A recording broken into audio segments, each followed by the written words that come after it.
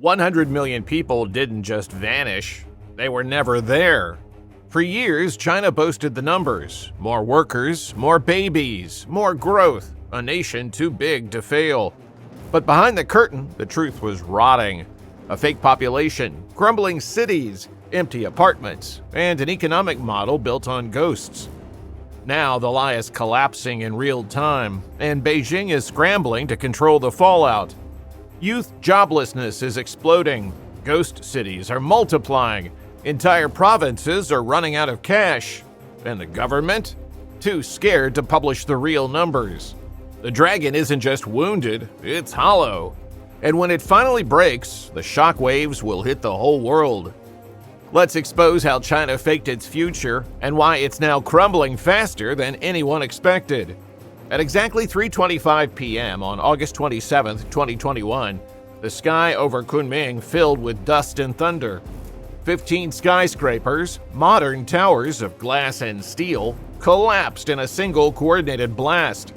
4.6 metric tons of explosives turned them to rubble in seconds. But these weren't condemned relics from some forgotten era. They were brand new, built for a population that never showed up. They had stood unfinished and uninhabited for years. Concrete tombstones marking a future that was never coming. That demolition wasn't an anomaly. It was a warning shot. According to Dr. Yi Fujian, a leading demographer at the University of Wisconsin-Madison, China's government has overcounted its population by at least 100 million people. That's more than the entire population of Japan or Egypt or the Philippines, existing only on paper. Phantom citizens, statistical ghosts, fabricated for political theater. Yi's research reveals something chilling. Local officials didn't just estimate wrong, they invented data. Between 1991 and 2000, the government claimed 203 million births across China. But follow-up census found only 164 million people were actually born. Nearly 40 million citizens were conjured from nothing. Ghost entries in government databases, names without faces, lives that never happened. The fraud wasn't random, it was systematic, and it ran deep. Local cadres faced crushing pressure to hit population quotas. Central government funding flowed to provinces based partly on head counts. More people on paper meant more money from Beijing. So officials fabricated birth records, buried death certificates, and padded numbers year after year. The lies compounded. The databases swelled with phantom citizens. Beijing looked the other way because the illusion served them too. Why? Because population equals power. A larger population made China's aggregate GDP look bigger on the world stage. It made the potential military conscription pool seem more fearsome. It enhanced the economic miracle narrative that attracted trillions in foreign investment. The whole China story, the factories, the skylines, the unstoppable rise, was propped up by citizens who didn't exist. And now, reality is catching up with the brutal, merciless speed. In 2022, China officially admitted its first population decline in 60 years. The first since the catastrophic famine that killed tens of millions in the early 1960s. But Yi Fujian's data suggests the decline actually began around 2018, years before Beijing acknowledged anything. While officials were still claiming marginal growth, the population was already shrinking in the shadows. Think about what this means. Every national plan was built on sand. Factories were expanded for workers who didn't exist. Cities were constructed for families who were never born. Schools were built for children who never arrived. Pension systems and healthcare budgets assumed taxpayers who weren't there to pay. The entire architecture of modern China rests on a foundation of fabricated numbers. The GDP growth targets which Beijing confidently projected, turning to dust. The World Bank now forecasts China's growth will slow to 4.9% in 2025 and 4.4% by 2026. By decade's end, many economists expect it to crater into the low single digits. The era of double-digit Chinese expansion is dead, and the gap between what Beijing promises and what actually happens is widening into a chasm. But here's where it gets worse. Because this isn't just a numbers game, it's a slow-motion catastrophe already hitting Chinese families where it hurts. If you want to see what an economy built on ghosts actually looks like, take a drive through any of China's ghost cities. Jiapu Financial District in Tianjin was supposed to be China's Manhattan. Gleaming office towers, world-class infrastructure, billions invested. A decade later, it's a mausoleum. Buildings stand empty. Streets stretch for miles without a pedestrian. Streetlights illuminate nothing but concrete and absence. This isn't an isolated failure. By some estimates, China now has between 65 and 80 million empty apartments. Enough housing to shelter the populations of the United Kingdom and Sweden combined. Entire districts of unsold units gathering dust. Entire skylines where only a handful of windows glow at night. Cities built for millions, inhabited by hundreds. Here's where the terror really sets in. About 70% of Chinese household wealth is locked up in real estate. 70%! In the United States, that figure is closer to 35%. Chinese families bet everything, their savings, their futures, their children's futures on property. And those property values have been falling for 36 consecutive months. 3 straight years of bleeding with no floor in sight. Imagine waking up tomorrow to discover your home is worth half of what you paid.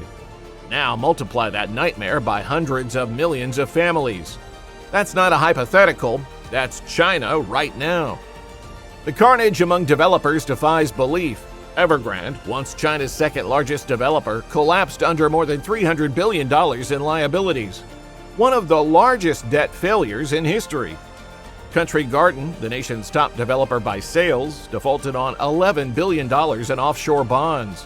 Chimeo, Sunac, Fantasia, Kaisa. At least 50 major developers have defaulted since 2021. It's not a correction, it's an extinction event. Each default isn't just a line item on a balance sheet. It's millions of families watching their life savings evaporate before their eyes. Evergrande alone pre-sold apartments to more than 1.5 million customers, families who handed over their savings for homes that may never be completed. Across China, middle-class couples paid everything they had for units and projects now frozen as half-built skeletons of rebar and concrete. In 2022, desperate homebuyers in more than 100 cities staged an unprecedented mortgage boycott, refusing to keep paying for apartments that didn't exist. Footage leaked of crowds massing outside banks, faces twisted with rage and despair, chanting, "Give us our homes!" The video spread for hours before censors scrubbed them from the internet. The human wreckage is staggering. People who did everything right, worked brutal hours for decades, saved every yuan, invested exactly as they were told, have watched their wealth vanish overnight. Young couples who scraped together down payments by borrowing from parents, aunts, uncles, and grandparents now owe money on apartments that may never be built. Elderly retirees who sank their life savings into investment properties for income now clutch worthless deeds to empty shells. The social contract that held China together for decades, rising prosperity in exchange for political obedience, is fracturing. That bargain depended on one unspoken promise: tomorrow will always be better than today. But when homes lose value year after year, when jobs evaporate, when the future looks bleaker than the past, that promise shatters, and with it, something fundamental breaks in the relationship between the people and the party. The property collapse sends shockwaves through every layer of the economy. Local governments, which depend heavily on selling land to developers for revenue, are drowning in debt. Land sales have dried up. Tax income has cratered. Some cities have resorted to auctioning off officials' luxury vehicles and furniture just to keep the lights on. In several provinces, civil servants have watched their salaries slashed by 30 to 50%. Reports emerged of government workers being paid in bags of rice and cooking oil because local treasuries were empty. Hospitals in poorer regions couldn't afford basic medical supplies, and health budgets went bankrupt. And it's still accelerating. Home prices keep falling. Consumer confidence is collapsing. Families watching their biggest asset bleed value have slammed their wallets shut. They're not spending on cars or vacations or appliances anymore. They're hoarding cash and bracing for worse. It's a vicious cycle feeding on itself, spiraling towards something far darker. But the economic wreckage is only part of their story, because behind the collapsing numbers, an entire generation is being erased from the future. In mid-2023, China's official youth unemployment rate hit 21.3%, the highest ever recorded. That's double the rate in the United States. Young people lining up outside job fairs that have nothing to offer. College graduates clutching diplomas that mean nothing in a market with no openings. And then, without warning, the government stopped publishing the data. The National Bureau of Statistics announced it would suspend youth unemployment figures to refine the methodology. Translation: the numbers had become too humiliating to show the world. A spokesman later hinted they might exclude college students entirely from future counts. Anything to make the statistics less catastrophic. Of course, hiding data doesn't make the crisis disappear. Independent economists estimate the real unemployment or underemployment rate for young Chinese is closer to 46.5%, nearly half the generation, when you count those who've given up looking or are trapped in dead-end gig work. A Peking University professor named Zhang Dadan published that estimate. Her report was censored and scrubbed from the internet within days, which tells you everything about how close to the truth it was. China now churns out roughly 11 million new college graduates every year. The economy can't absorb them.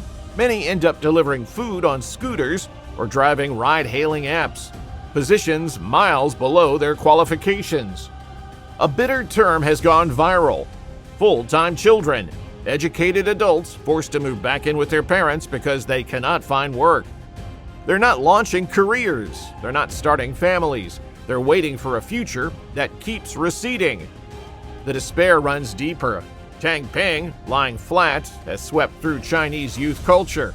It means opting out entirely, rejecting the 996 grind for minimal effort, minimal consumption, minimal ambition.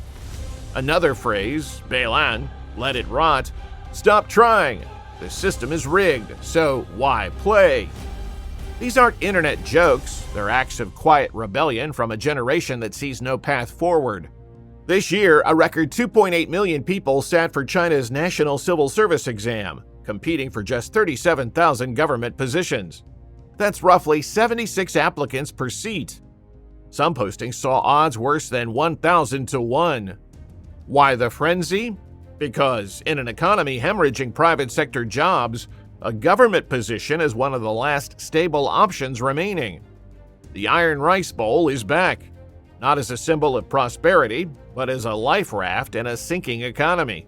Meanwhile, China's working-age population has been shrinking since 2015. For nearly a decade, more people have been leaving the workforce than entering it. By 2050, projections show more than 200 million fewer workers than 2020, a decline of nearly a quarter. That's like losing the entire American labor force, plus tens of millions more. Factories in the export powerhouses of Guangdong and Beijing have already reported severe labor shortages. Some have raised wages 30 to 40% just to attract entry-level workers, destroying the cheap labor advantage that made China the world's factory floor.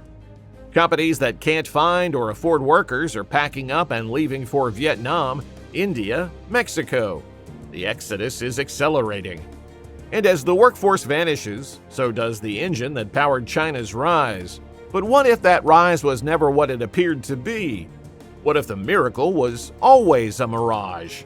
Yi Fujian's research shows that China's censuses have been systematically inflated since the 1990s. Local officials fabricated birth records to extract more funding from Beijing. The central government weaponized those inflated figures to project power on the global stage. The motive was coldly simple: bigger population equals a bigger GDP, larger military potential, more international clout. It didn't matter if it was real, it only mattered that the world believed it. Now look at the birth rate collapse tearing through the country. In 2024, China recorded just 6.77 births per 1,000 people, even lower than aging Japan, and roughly half the rate needed to maintain a stable population. The nation that once feared overpopulation now can't pay, persuade, or propagandize its citizens into having children. The one-child policy enforced with brutal efficiency from 1980 to 2015 permanently rewired Chinese society. Even after Beijing lifted restrictions to allow 2 children, then 3, births kept plummeting. There was no rebound. None. Young couples looked at skyrocketing housing costs, crushing work hours, and the astronomical expense of raising a child through China's hyper-competitive education system, and chose to have fewer children or none at all. A survey by China's Communist Youth League found 44% of urban young women don't plan to marry. No marriage often means no children. The demographic pipeline has run dry. The government has thrown everything at the problem. Cash bonuses equivalent to $1,400 for newborns in some cities. Tax breaks, propaganda campaigns urging that having children is a family responsibility. Nothing works. Births hit record lows even as restrictions loosened. The projections are apocalyptic. Some forecasts suggest China's population could shrink by half before the century ends, from 1.4 billion to somewhere between 600 and 700 million. This isn't a distant threat on some far horizon. It's happening now, accelerating with each passing year. By 2035, China will have over 400 million senior citizens, more elderly than the entire population of the United States. The Chinese Academy of Sciences warns the national pension system could run completely dry by then. Healthcare infrastructure is unprepared. Social safety nets are threadbare. China is growing old before it ever got rich, and it's wrestling with another crisis: resources. China holds 20% of the world's population, but only 7% of its fresh water. Up to 90% of groundwater in major cities is polluted. The water table beneath Beijing has dropped nearly 1,000 feet. Vast regions face shortages that could make them barely habitable within decades. A shrinking population might ease some of that pressure. Fewer mouths to feed, less demand on aquifers. But economic contraction makes everything harder. Less tax revenue for environmental cleanup, less investment in infrastructure, less capacity to adapt. The problems don't disappear, they compound. The whole system was built assuming a workforce and consumer base that was never as large as Beijing claimed. This wasn't incompetence, it was just theater. Carefully staged, meticulously maintained, ruthlessly protected. But the curtain is finally falling, and now Beijing's greatest fear isn't foreign enemies, it's the truth. Here's what the party doesn't want you to see: it's not just hiding economic data, they're erasing reality itself. When youth unemployment became too embarrassing to publish, the authorities stopped reporting it. When mortgage protests erupted across 100 cities, censors scrubbed the footage within hours. When economists published inconvenient findings, their research vanished. The pattern is consistent. Any data contradicting the official narrative gets buried. In 2022, a hacker calling himself China Dan breached the Shanghai Public Security Bureau's database and extracted records on approximately 970 million people. He posted samples and offered the full data set on the dark web. Security researchers verified the phone numbers and ID information were real, actual Chinese citizens in an actual government database. The implication is explosive. If that database represents China's national registry, and analysts believe it does, since police networks are interconnected across the country, then the official population of 1.4 billion is a fantasy. The leaked data suggests a number closer to 1 billion. Even mundane statistics tell a damning story. Between 2015 and 2019, China produced roughly 66 million tons of raw salt annually. By 2022, that figure dropped below 50 million tons, a decline of roughly 25%. Salt consumption is nearly impossible to fake. Everyone needs it, rich and poor alike. You can't stockpile it like gold. If production collapsed because fewer people were consuming it, the population implications are staggering. The government's response to mounting evidence? Not transparency, not reform.